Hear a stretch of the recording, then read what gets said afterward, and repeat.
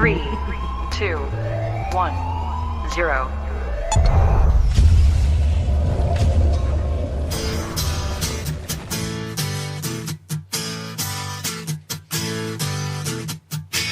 Hey, you! What? Yeah, you! Come here for a minute. I want to talk to you. What's the mama say? What did she say? Mama says your brain dead, bang your head against the wall. Can't find peace of mind, brain needs an overhaul. If I had hair, I'd be banging my head. Bonehead, brain dead, we're all the same. Halloween, you can get away. Turn around, hit the ground, time to lay your burden down. The views expressed on this broadcast of the Take 12 Recovery Radio Show are those of the co-host and guest and do not necessarily reflect those of our affiliates. The topics and opinions on today's show should not be considered as medical, psychological, or professional advice. Take 12 Radio is not affiliated with any particular 12-step fellowship. Hallelujah. And now, here's your host, The man, the myth, the legend. the Monty Man. Welcome. I'm telling you the truth. No, I ain't gonna lie to you. La, la, la, la. We're all the same. Saved by grace is the name of the game. Turn around, hit the ground. Time to lay your burden down. I should have been a singer. I should have been a rock and roll singer. You should have. Ow! At least you're not barking. We are not affiliated with any particular 12-step program. Hallelujah. Hallelujah. What's it? Medias? You know that Tyler Perry shows? You ever watch those? What? Do you know? You know what? You know Medias, right? No. No. She goes, hello, hello, hallelujah. Hallelujah. Welcome to the great reality. Everybody, nobody in the studio knows what I'm talking about. And Tony's here. Good morning. Denver's here. Good morning. Marv is here. Howdy. And what the person that Tony refers to as her cub, her daughter Kylie's here. Hi, Kylie, in the background. Hi. Say it really loud. Hi. Hi. Hi, Kylie, with an I-E. She made her debut. L-L-I-E. Yeah. So welcome as our guest in the studio today. And if you think we've all lost it by the end of the show, you'd probably be absolutely correct. Probably. This week's topic is compassion. Compassion. And so we're going to be talking about the importance of having compassion, especially as people in recovery, because we are surrounded around people that Have none. in our either have none, don't understand it, or have not been treated with much compassion for much of their life, maybe. Or you know shown what I mean? it. Yeah. Or shown it. Yeah. So one of the things that I just drives me absolutely wackadoodle is, and I haven't heard it in a long time, but there was a time there in 12-step meeting rooms where on occasion somebody would say, shut up and sit down. What? Take that cotton out of your ears and stick it in your mouth. That's old school. You know, right? And when I'd hear that, usually what I would hear, though, is somebody would say that somebody said that to them. I didn't hear it too often that somebody actually said that. But I heard people say a lot that people told them that. And I thought, do they really? Did somebody really tell you that? Are you just parroting what somebody else said? I don't know. But if you're one of those people that treats people like that, may I just say, I'm very compassionate. Most of us, when we walk into the rooms of recovery, we've been beat up quite a bit anyway. If not by ourselves, by, plenty of other people. We don't need somebody yelling at us, telling us to shut up and sit down. You shut up and sit down. I would have cried. I'd been like, no. No, and you know this, and you may know this. I had somebody threw a rock at my car and told me that they didn't want Jesus freaks in the meetings. I got told that. Oh, yeah. But nobody ever told me to shut up. That didn't make it any better, though. Well, gave me an opportunity to show compassion. That's for sure. We're going to be talking about compassion today. But one of the things I wanted to let our local listeners know is, if you haven't heard by now, Bruce H., our co-host for 7 years, passed away here just a few days ago. And his memorial service is being held Saturday, September 9th at 2 p.m. at Grace Bible Fellowship in Tangent. Now, Tangent is just down the road from Albany. It's actually, Grace Bible Fellowship is actually still in the Albany city limits, but the mailing address is Tangent. So it's right on the other side of Agape Family Fellowship, right down by Lynn Benton College, for those of you who... McFarland Road. McFarland Road, yes. So 2 p.m. at Grace Bible Fellowship. Google it. I will have to Google it. Will be Bruce's memorial service, and unfortunately I will not be there. I'll be in Spokane, Washington, for a convention I'm required to be at for Adult and Teen Challenge. I will be there with Denver Wolfie. Yes, sir. We will both be traveling up there. It's a long journey. That is a journey. It is. And there's nothing to look at. Yeah, well At the all. the gorge is very beautiful, but once you leave the gorge, the there's gorge nothing. area and go, it's like... Counting road markers. It's like, what is there? Is there an end to it? It's not as bad as driving through Nebraska, but close. Nebraska is just flat. Flat, nothing. It's Yeah. like, when does this road end? I remember when she was a baby, her dad and I went to Nebraska, and oh, good Right? Lord. Yeah. There's nothing. Okay. Are you going, Marv? To Nebraska? No, not to Nebraska. Yeah, sounds exciting. No, I'm not going. I will be there. I will represent. I'm going to Bruce's. Oh, okay, I yeah. wasn't going Oh, to Spokane.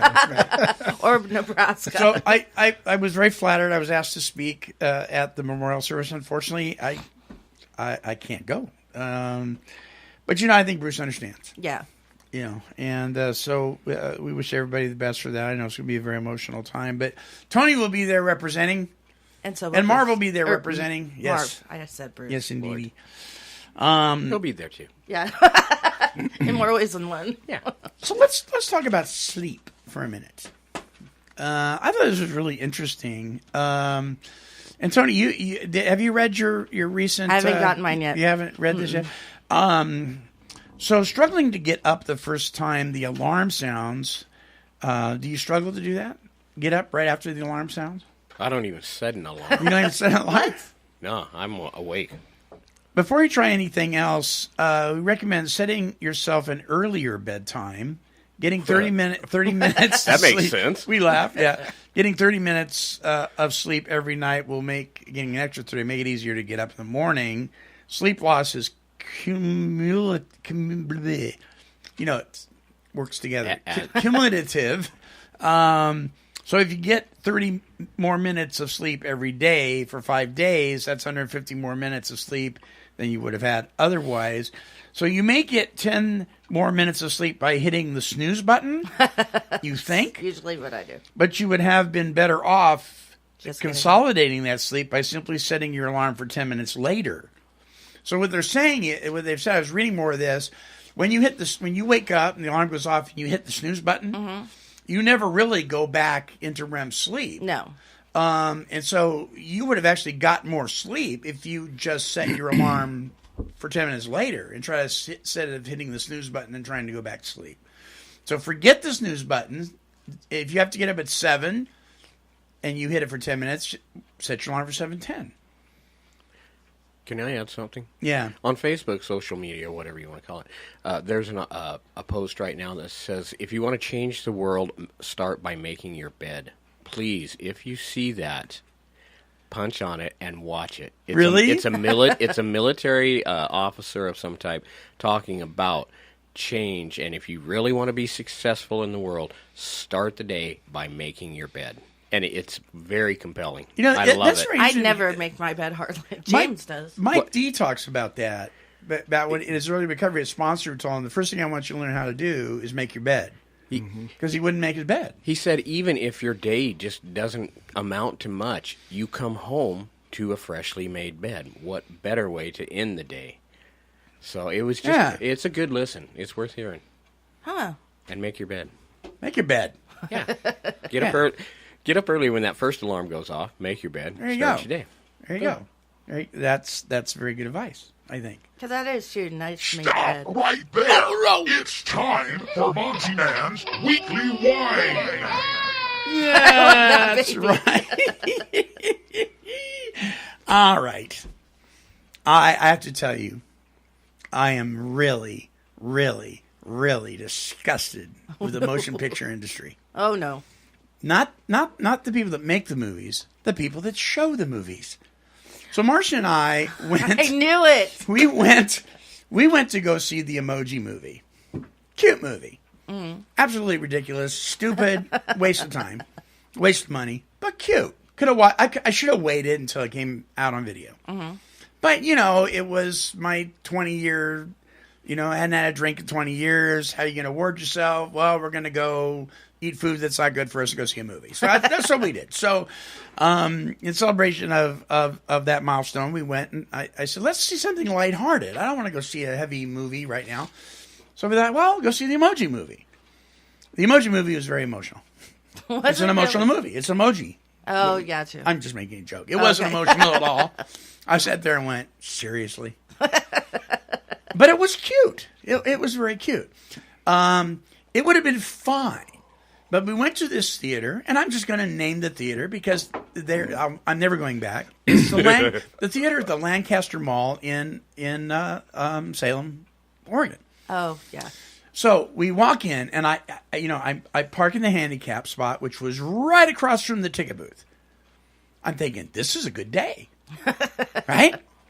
Let's go to the ticket booth, walk in, and they go, you're in Theater 4. I'm like, whoa, this is really a great day. We're only 4 theaters away from the ticket booth. Theater 4? Well, let's just put it this way. Theater 22 is the first theater. Oh, my God. It goes backwards. This is a huge building. And not only does it go backwards, it's uphill.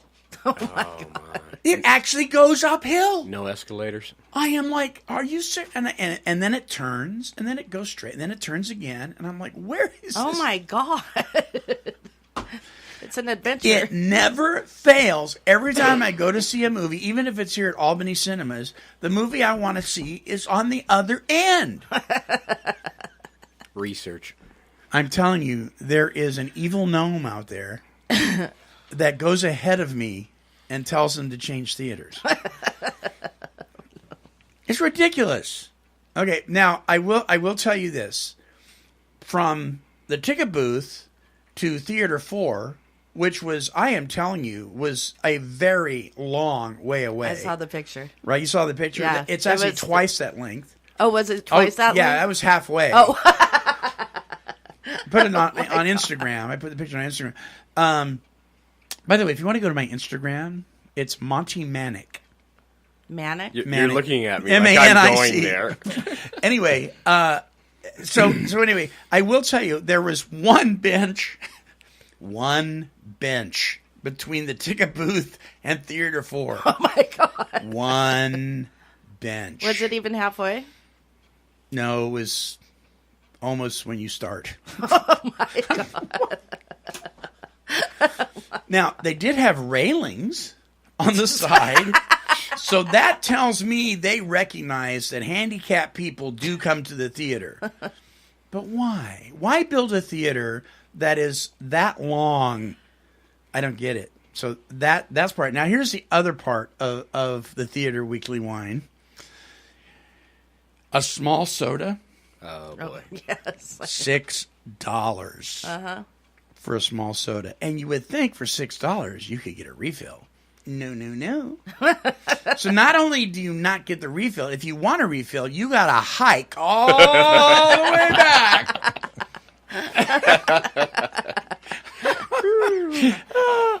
I don't. So somebody on Facebook said, well, why don't somebody will let you in the exit door at the end. But you got to go to the front to tell them to do that. So why would I want to go to the front to tell them to do that? Walk all the way back to the exit. Makes absolutely no sense. Or just drop off Marcia and have her meet you in the back. I guess. But you still got to. And then the restroom. You think the restroom can be? It's like halfway down the little backpacking trek that you got to go. So anyway, there's part of my weekly wine. The other part of my weekly wine is punctuality. I was looking through the character qualities book, and I came across punctuality. Oh, yeah. And I started getting whiny. Whiny? Yeah. Why? Well, here's the definition. Because it's very disturbing. It is very Aren't disturbing. punctual. Amen. Learning to arrange my schedule around the appointments that are made, showing esteem for other people and their time by not keeping them waiting. Chemtrails, I'm telling you, what is wrong with people? So people say, people will say, I'll meet you at 2 o'clock for coffee. 2:05, 2:15, 2:30, 2:45. Still no show? No call. No call? You know, these are people that are on their smartphones 24/7 and they can't even text you. I'm going to be late. You know, and then you call them on it. How come you didn't call me? Oh, I changed my mind. What? You changed your mind. So you can even text? And my wife says, "Oh, you just have too many expectations." What? If you say you're going to be there, be there. Mm-hmm. You know, or, I mean, people don't care, Tony. No, they don't. They don't. There is, and it's not. And please don't blame the millennials. It's everybody. People older than me, That's people right, 'cause younger I blamed than the me. Millennials last time. Right, Kylie? Aren't people rude these days? Say yes. Yeah, she says she agrees. Say yes. What She is even says her mom's rude sometimes. what is the deal with being punctual? You know, okay, if you say if you say I'll be there between 12 and 12:15, cool. I get it. But don't show up at 1:30 because I won't be there no more. I don't understand. So doesn't that drive you nuts? Oh, yeah. People that just beep. But That's where your compassion goes out the Uh-huh. window. it goes Yeah. right out the window. And your dependability and everything that we've talked about just Absolutely gone shot. out Okay, the window. but here's the thing here's the flip side of the coin. My parents used to do this, and this drove me even more nuts. So I'd say, well, we'd like to take you guys out to dinner. Oh, wonderful. So why don't you come by the house at 5 o'clock? Mm-hmm. So we're there at 10 to 5. Guess where they are? At the place? No. In bed? No. Oh, they're punctual, all right. They've been sitting in the driveway in the car since 4. And you they're serious? like, you guys are late. What do you mean we're late? We're 10 minutes early. No, we've been waiting since 4 o'clock. I mean, my parents would, that was kind of exaggeration, but they would 20 minutes, 30 minutes in the car. Well, let's just go wait in the car for them. They'd wait in the car. Oh, my God. And Dad would listen to one of his favorite talking heads while the radio's going. Mom would snore. And then we'd show up on time or even a few minutes early, and we were the ones that were late. So punctuality works both ways. So there you go. There's the end of my weekly wine. How's that? That was a nice short one. All right, we're going to be back with more fun. Oh, wait a minute. Before we do that, though, I do want to give a big, huge shout out. Why'd you point at me? What did I do? I don't know. Okay. To our donors, the people that Yes. donate and help sponsor the show. You guys are so important, and it's really, really important right now. This is the time of year when all of our big bills come due, and some of you are stepping up to the plate, and we're still in need of help. But just thank you. And thank you. Thank you. Thank you. Patrick LeBeau? I think Patrick. so. Patrick, yes. He's nice. Yes, he's a wonderful man. And a special shout out to you, Patrick. Bless you, brother. It means more than you know. Okay, we'll be back right after this. Turn around, hit the ground, time to lay a burden down. Hey, look! Running around in the meetings, gobbling up gallons of bad coffee, flapping his gums wherever he can bring a smile to a hurting face. It's Slogan Man! We know cute little platitudes and sayings on the wall in a 12-step meeting won't keep you sober, but they sure will make you think, consider, and even laugh your way through an otherwise crappy day. Can't wait to get to your home group to hear those slogans over and over and over and over again? No need to. Pick up a copy of the 12-Step Gazette and join the adventures of Slogan Man. Visit www.12stepgazette.com and subscribe today. Slogans and platitudes are no substitute for working the steps, but Slogan Man is very cool.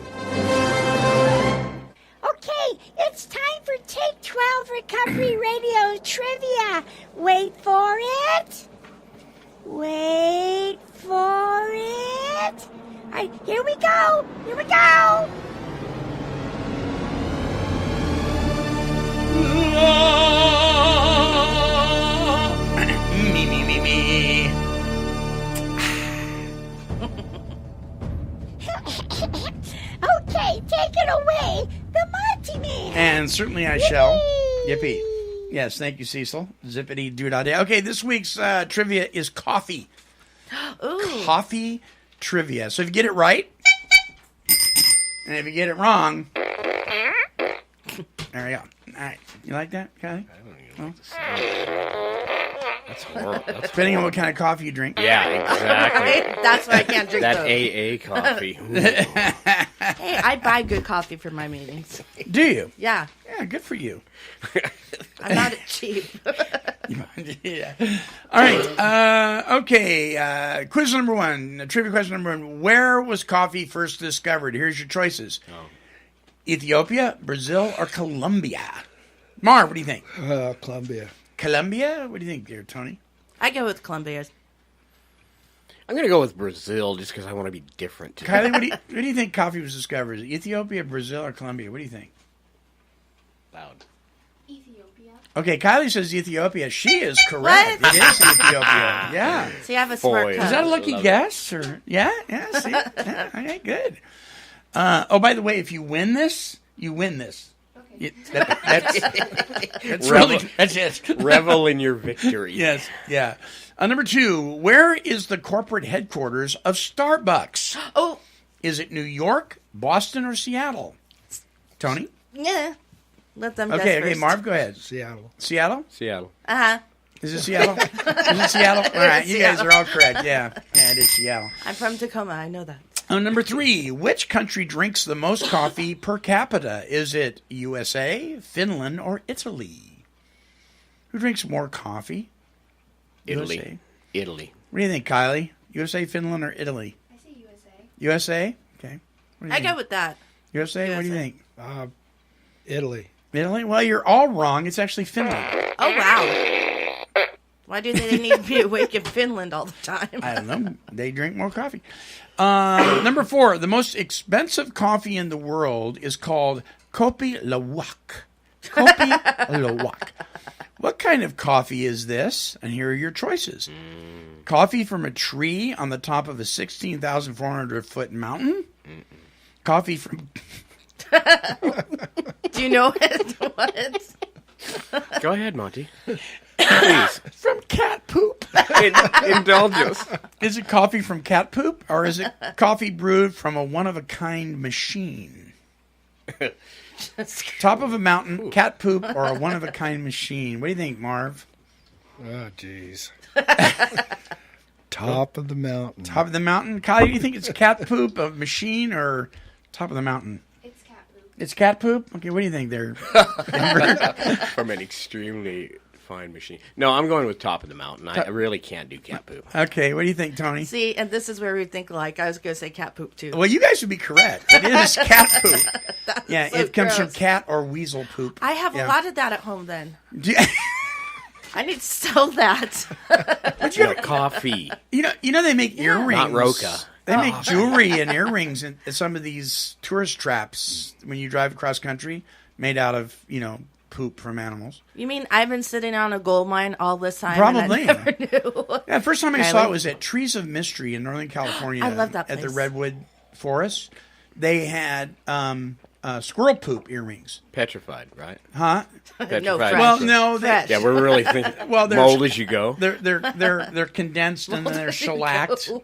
and they're actually kind of pretty. And the little gold thing. What's on your ear? And squirrel poop. And I'm drinking cat poop. Okay. I'm You guys rich are now. weird. Yeah. Which drink has the most caffeine? Drip coffee, Red Bull, or are they the same? What do you think? You think Red Bull or drip coffee has more caffeine, or are they the same? Kylie, what's your guess? Say it loud. I'm gonna say chemicals. Right. Sugar in it. That helps. Yeah. Okay. What do you think there, Denver? Is it Red Bull or Depending drip on coffee? how much of the drip coffee you put in there. But I would say That they're is- probably equivalent to each other because Red Bull will want to match a cup of coffee. Okay. What do you think, Tony? I'm going with my cub on this one. That coffee? Yeah. Yeah. Think Marv, coffee Yeah, or coffee. well, drip coffee actually has 3 times more caffeine than your average 12-ounce can of Red Bull. Oh. Yep. And by the way, just so you know, A cup of drip coffee has much more caffeine in it than espresso. Really? Yeah, because it takes longer to brew it, and so you get more caffeine. Espresso is a speed process. It just tastes stronger, but it isn't any stronger. It's less stronger. Okay. But, if you're drinking 12 shots, then you're probably getting more. You're okay. What is cappuccino made of? Here's your choices. There are two choices. Espresso, chocolate syrup, and milk, or espresso, milk, and milk foam. Espresso milk and milk foam. Kylie, what do you think? I'm going with that one. Going with that one, Denver? That is correct. That's correct. Say yes, Marv. Yeah. Yeah, okay, you're all correct. Yeah. And that's how you sound when you drink it. And, yeah, right. And here's your last one. Which composer wrote an opera about a girl who was addicted to coffee? Oh, Lord. Was it Beethoven, Mozart, or Johann Sebastian Bach? Bach? Okay. Oh, I thought you said butt. No, Johann Sebastian Bach. I'll go with butt. You go with Bach? Okay. Yeah, it's Bach. Is it Bach? Yeah. You guys are correct. It is Bach, which closes out this trivia with All right. with the song. That's fair. Thank goodness. Oh, the song. Yeah. It's called Coffee Cantata.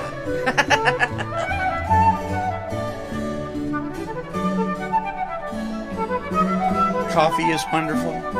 Coffee's delightful. Is there no words? Yeah, there actually is. I'm saying them now. Oh. Coffee is like a smooth kiss. Coffee kiss me. Coffee kiss me. Yeah, I was reading the words. Yeah, is it really? There's a soprano. There's several versions of it, and I didn't have the heart, or I don't feel cruel enough to make you sit through the soprano singing. Coffee has a kiss, and I mean she's really, really smooth kiss. I'm gonna look it up when I get home now. Yeah, it's true. Coffee cantata. Oh, Wow. my goodness. Wow. Right. Learn something new every day. Cat poop and coffee. All right. The topic for this week is compassion. Compassion, inspired by the character quality from the Adult and Teen Challenge workbook, Character Qualities. The opposite of compassion is indifference. Indifference. Compassion definition. Doing all things possible to help relieve the pain of others, learning to use words and actions which will bring comfort and healing to those who are hurting. I like that. Learning, and I like the fact that it says learning to. Yeah. Which means that we haven't arrived. We're still working on that, because there are people that probably should use more compassion than we're giving them. Because people are irritating. Right? I had a friend that used to say, the masses are asses. And I used to think, that's pretty cynical. But I think he's right. And the trick is, do we show compassion to people that are knuckleheads? So here's one of the questions. And these may seem silly, but think about this for a minute. Do you stare at or avoid people with physical or mental handicaps? No. Be honest now. Have you ever avoided eye contact with somebody with a physical or mental handicap? I have. Well, yeah. Not because I had lack of compassion. I wasn't sure what to do with it. Yeah. Just smile at him. That's what I do. Yeah. I mean, it hasn't been an issue for a lot of years, but there was a time when it was hard. I didn't know what to do. I was like, I don't have whatever I need to say, and do I need to say anything? But it was just like I felt unequipped. Yeah. To maybe respond. Why did I think I even had to respond? I don't know. But I had a problem with that for a while. And then I spent, about 6 months in a wheelchair with a PICC line in my arm, and it kind of changed my view. What's a PICC line? A PICC line, it's a direct line that goes into your artery, and then it went over my heart and fed me antibiotics when I had MRSA. Oh. And I couldn't walk, and I discovered some things about being confined to a wheelchair or not being able to walk without crutches, things like that. Is that a lot of people do not show compassion to people that are handicapped. They just don't care. Or their selfishness gets in the way. I even had a guy I have a handicap thing for my mirror because I can't walk very far. But I don't necessarily look handicapped. And I had a guy, well, more than one person, since I've had that, yell at me, "You're not handicapped, move your vehicle." Are you serious? Oh, yeah. Oh, good. Yeah. So sometimes if you don't look the part, they don't believe you, kind of thing. That's rude. Have you ever made a joke at the expense of a person's physical, mental, or family background, which they didn't have any control over? I probably have. I'm not going to lie. I probably have. Did you guys know bullies in high school and junior high and middle school? I did. Mm-hmm. You know, kids are cruel, Yeah. right? They can be extremely kind, gentle, and compassionate, but some of them can be really cruel too, right, Gotti? Some can be cruel. What was that? He got upset. The silent cowboy has spoken. No, I got bullied a lot as a kid, so I understand that one. What about treating older people? How do we treat older people? Are we compassionate towards older people that maybe move a little slower in the salad bar line? Oh boy! Read the complete part of that you started there. Compassion for the older folks. 'Cause I read Do you that. treat an older or disabled person as if they were your father or mother? Yeah, I didn't know how to take that at first when I read that because father and mother sometimes you treat disrespectful. Ah. So I didn't. When I read that this morning, I was confused for a moment as to what they I were think they looking mean for. the ideal way you Respect. treat. Yeah. All right. Yeah. Yeah. Well, as far as elders go, yeah, I believe gray hair deserves a little bit of respect. Right. You know, I mean, Darn everybody, right. Everybody deserves the Darn respect. right, buddy. But yeah, definitely treating the folks with respect. Especially people with gray mustaches and Yes. goatees and things like that. Right, Marv? Yeah. Yeah, that's right.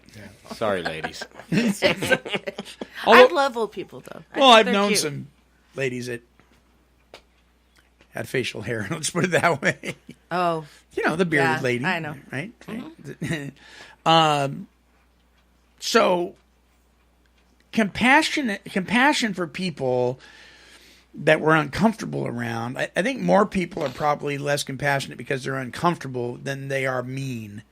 what? The old people? No. Just people that we're uncomfortable with. I think most, I was listening to Bill O'Reilly. He was on Glenn Beck's show the other day. And for those of you who don't know, these are other talk show hosts. And Glenn Beck was interviewing Bill O'Reilly, and he says, what percentage of people do you think deliberately harm others? I mean, deliberately. And he said, well, I think about 20% of the population is evil. And he said, really, that many? And then he started giving some statistics of some of the things that we engage in that are evil in society today. Everything from pornography to theft to, I mean, things that are deliberately done. And one of the things that he brought up was the lack of compassion for those who don't have compassion. And I was thinking, I have been guilty of being unforgiving of those who are unforgiving. Thinking to myself, well, that jerk.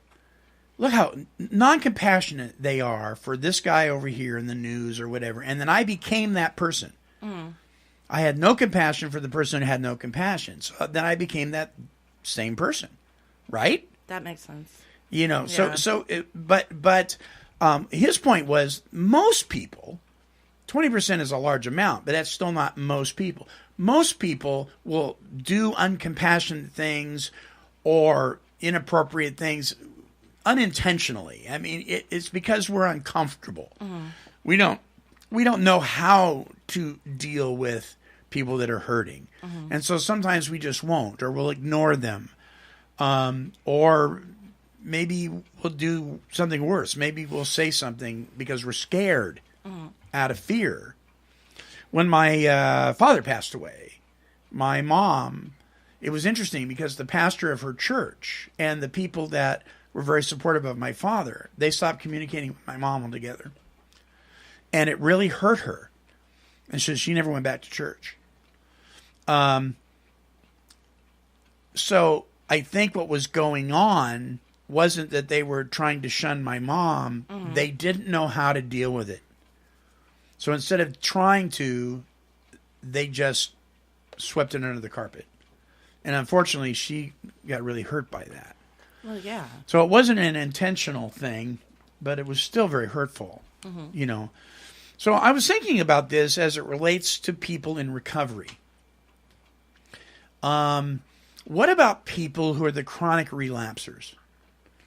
I think a lot of times we will teach something other than what the 12-step program is teaching, and then we get mad at somebody for relapsing, and yet we haven't been teaching the relapse prevention tools. Yeah.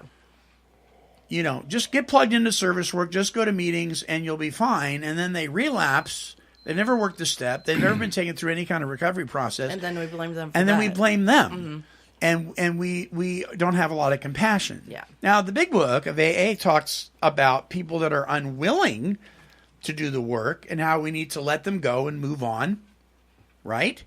But that's not uncompassionate. Sometimes that could be the most compassionate thing you can do, is to get real with somebody. Say, well, I understand you don't want to do this, and when you're ready, I'm available. Yep. But I think sometimes we can be we can have a lack of compassion for people that seem to be struggling, maybe in our point of view, more than they ought to be. So what are you guys' thoughts about that? Denver, why don't you go first? What you just spoke of, compassion, relates to patience. Often we run out of patience.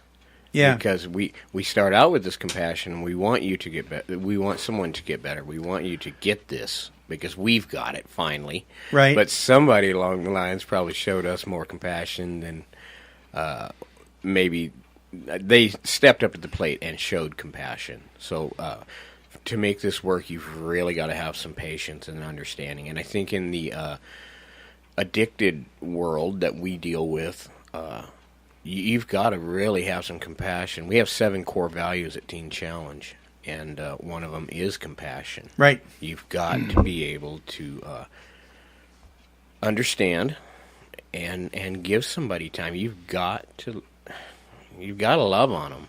You just can't go, well, I've tried, and you know what you're supposed to do. And we do that. You know what to do. But yet, where we come from, you've got to always remember they may take longer and need more loving to get there than what you're willing to give at the moment. Right. So hanging on, practicing compassion is a full-time opportunity in life. Oh, I like that. It's a full-time opportunity. Yeah. So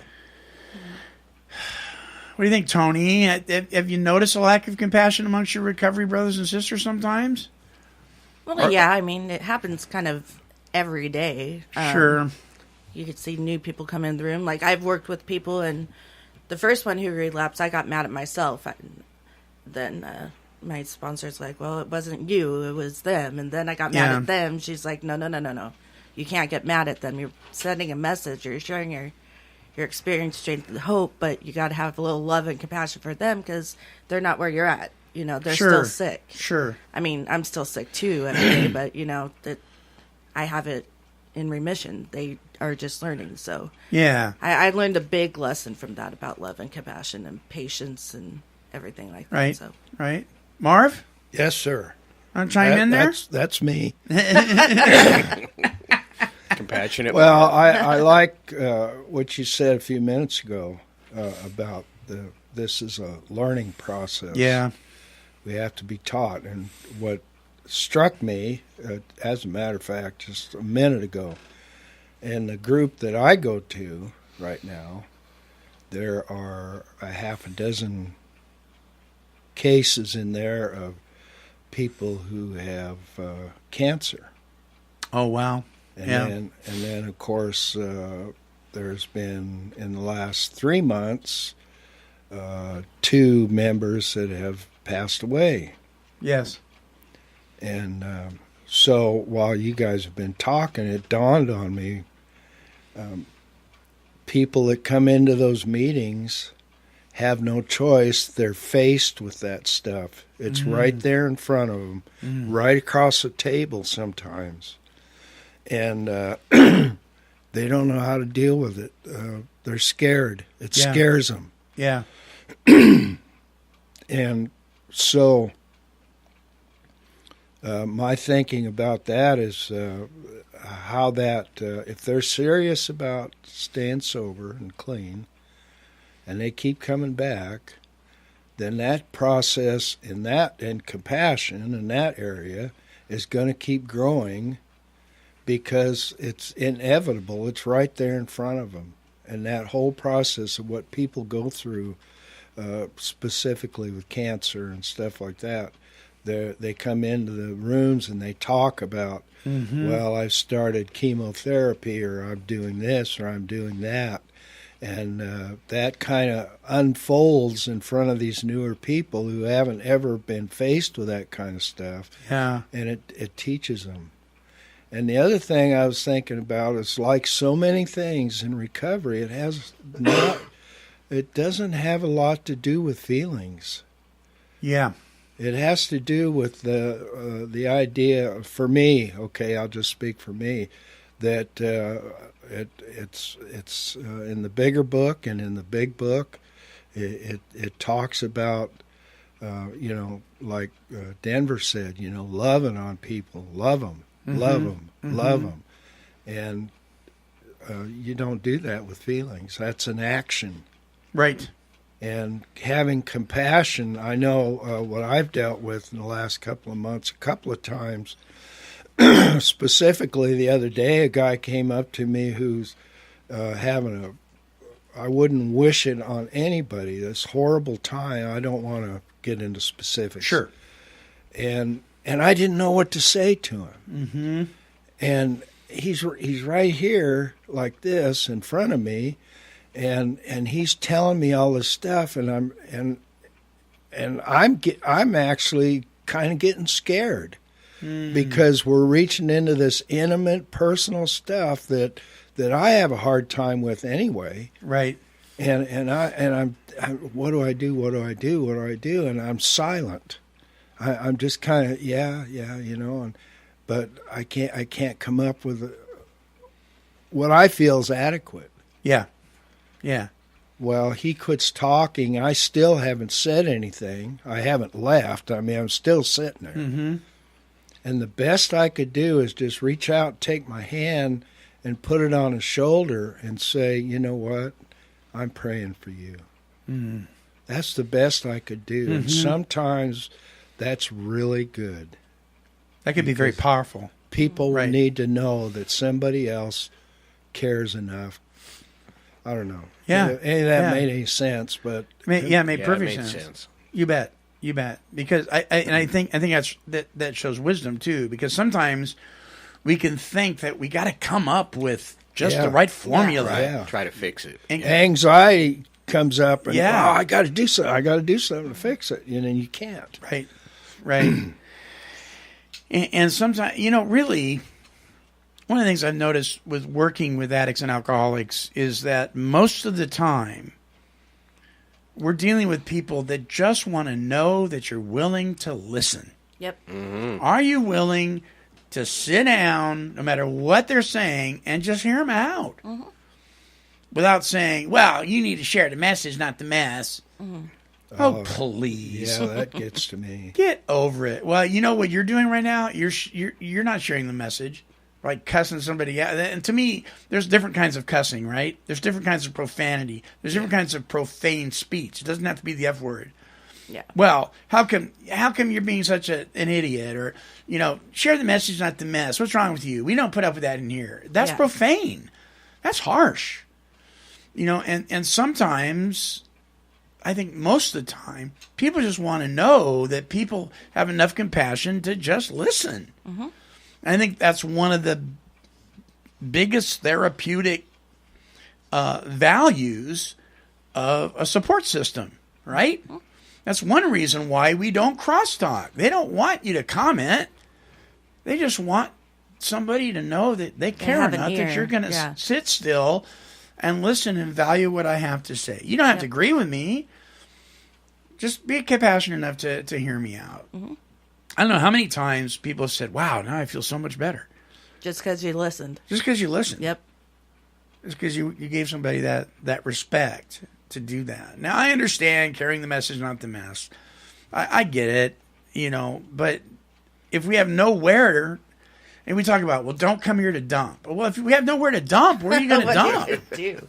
You You're got gonna to dump relapse. somewhere, Yep. and you don't want to Crash. dump on your dealer. Well, maybe you do want to dump on your dealer. But you don't want to go whining to your dealer because he'll just sell you drugs to help you medicate, Yeah. So, I mean, if I can't come to my support system and go, well, that's for your sponsor. Well, today, guess what? You're all my sponsor. Yeah, you're my sponsor today. There you go. That's what we should say. I wish somebody would say that one of these times. Well, today, you're all my sponsor. So there. I'm going to do it. So how vital is showing compassion to our own personal recovery? I think it's pretty important. Well, yeah, you got to start loving yourself. Because I hated myself when I first came in. Did you? And slowly I'm learning compassion. There's a lot of things I still hate that I did. But, I mean, all I can do is make a living amends every day. But Right. loving myself is getting easier. To be compassionate towards you and your own mistakes. And It's like a personal battle. I don't think I'll ever win, but day by day it gets, I love myself a little more. Denver, are you compassionate with your own shortfalls? And can kind of say, you know what, I can move on from I'm this. learning to live in my skin. Yeah. Yeah. It's difficult often, because there are a lot of shortfallings daily. You think, oh man, I knew better, or I shouldn't have said that, or I should have said something. Often I've been in that situation where I should have said something. You're looking for something to say, and it's not there. You feel it, but you can't put it in words because you don't want to give the hokey whatever answer. Right. So, but me living with myself now is much easier. Yeah. I've got a Savior, and I know I'm forgiven.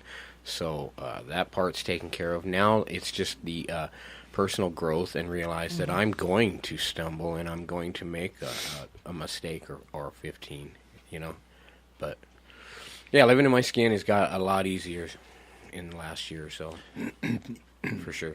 I read a message. Somebody sent me an instant message early this morning about not hanging out with toxic people, and we've talked about that before. That there are people that are very toxic that may not be healthy for you depending on where you are in your recovery, and then there's going to be people in your life that God puts in your life that are toxic people that He wants you to show compassion to and that kind of thing. But so one of the statements what this person said was at all costs avoid toxic people, and I thought that doesn't work in my field. You can't do that. Because I'm surrounded around 25 toxic people, and we're working with them all day long. Yeah.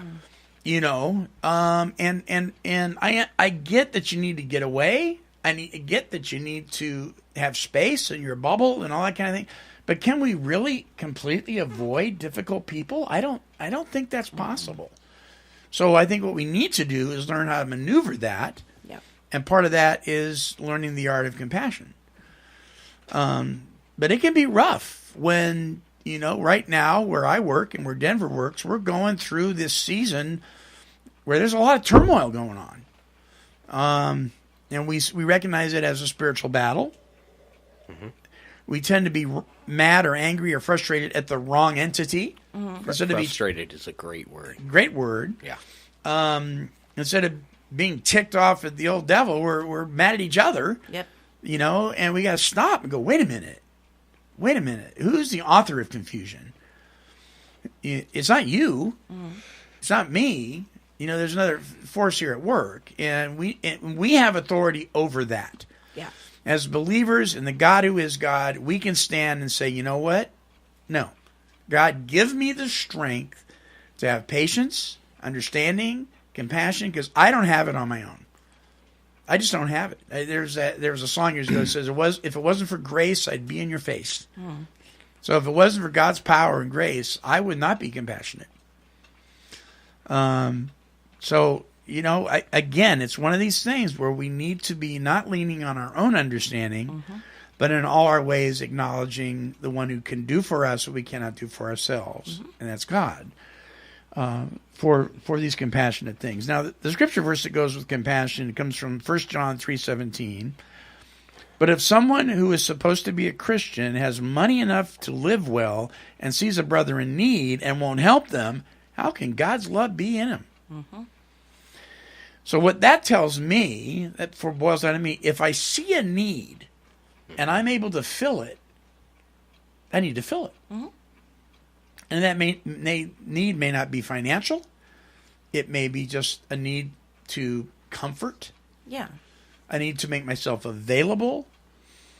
Sometimes, I can see where a person could say, because I've said it, I'll tell you what I don't need. I don't need you getting in my face.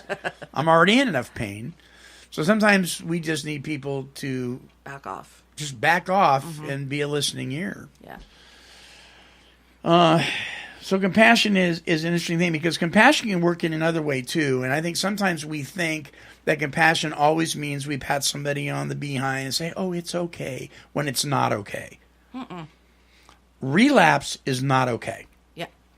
Relapse is not a part of recovery until it happens. Mm-hmm. Then it can be. But sometimes I think we're like, oh, it's all right, don't worry about it, kind of thing. And that's not compassionate. That's like babying them. Almost what's the word? Enabling. Enabling? Yeah. And so one of the most non-compassionate things we can do is not set boundaries. Mm-hmm. That's what my parents had to do. They're like, we can't help you. You need to figure it out. And that's years later. That's really hard. It is. It was. It sucked. Yeah. We can say never. Oh, I was just thinking compassion with love.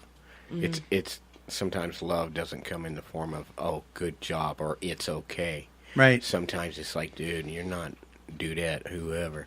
You're not getting it. You're not getting this, all right? Yeah. So it's all in how you approach it. Right. Granted, but sometimes firm needs to be approached in a compassionate manner. Right.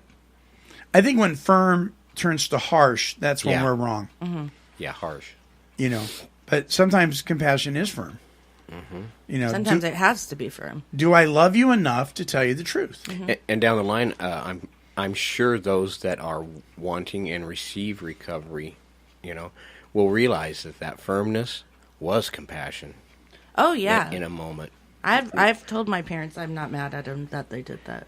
Yeah, during the heat of the moment, you might think, I hate you telling me that. But then when it's all said and done and you've walked through that season, sure, you can say, wow, thank you. That was, you took time to remind me that I was straying from the path. And so a lot of people misunderstand that and think that compassion is this warm, fuzzy feeling all the time kind of thing. And it's interesting because I always chuckle whenever anybody makes a statement, well, judge not, lest ye be judged. It usually comes from people that are quoting a scripture verse, and it's the only scripture verse they live by.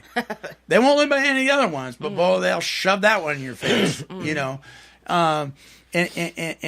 how compassionate is that? I don't know. It was so funny because 2 weeks ago I put, when it comes to some folks, the ego has landed. Yeah. I put that, and I'm just tongue in cheek. I was making a funny. Mm-hmm. And somebody wrote, judge not, lest ye be judged. And I'm like, seriously?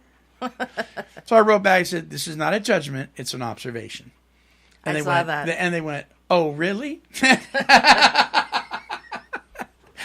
I'm telling you, people take things way too seriously sometimes. I know. Yeah, so I can do. Have yourself an energy drink and take a nap. No. They need to crash first. Any closing thoughts on this topic, you guys?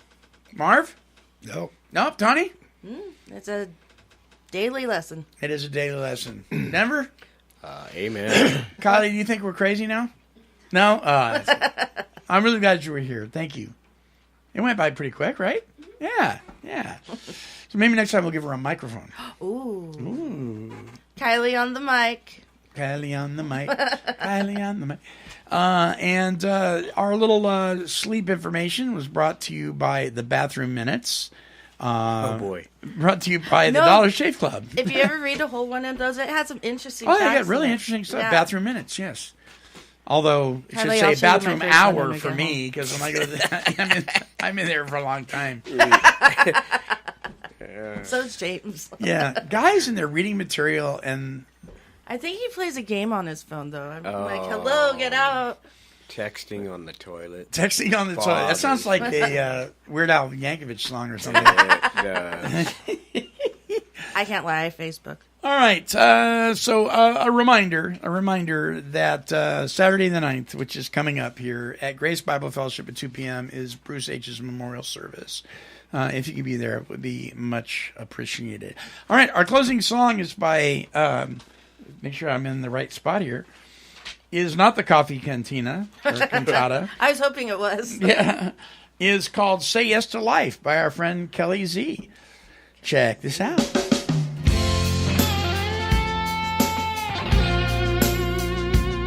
Say yes to a better life. You can find the way. Give it all the best you got, day to day. Say yes to things ahead. Bring your peace of mind. You deserve the best you got each and every time. Oh, say yes, yes to life. Say yes to a brighter day, yes to an open heart.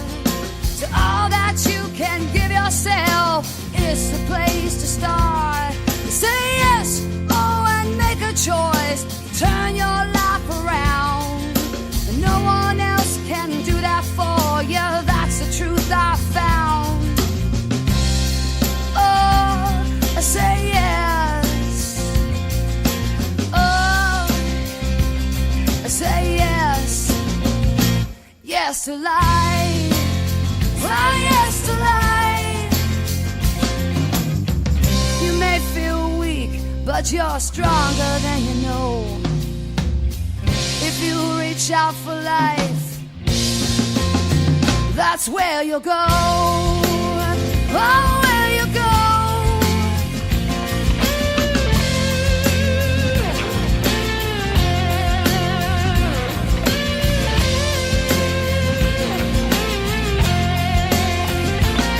Say yes to a better life. You can find the way. Well, give it all the best you got, day to day. It's choices that you make, my friend, take you where you go.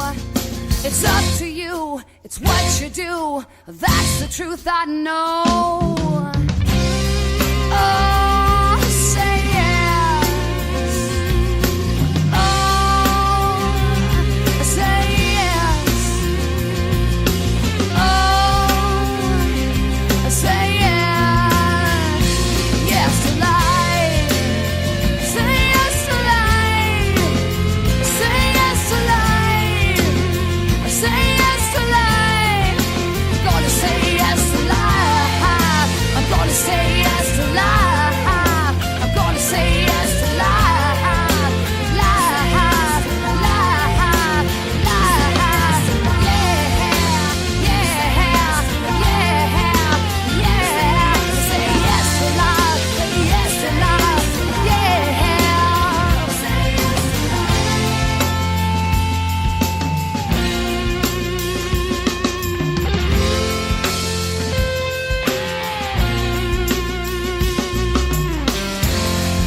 Thank you, Kelly Z from Kelly's Lot. Say yes to life. Hey, listen, until our next broadcast, this is the Monty Man along with the Take 12 Recovery Radio family, and we're wishing God's perfect serenity for you. Bye-bye now. Good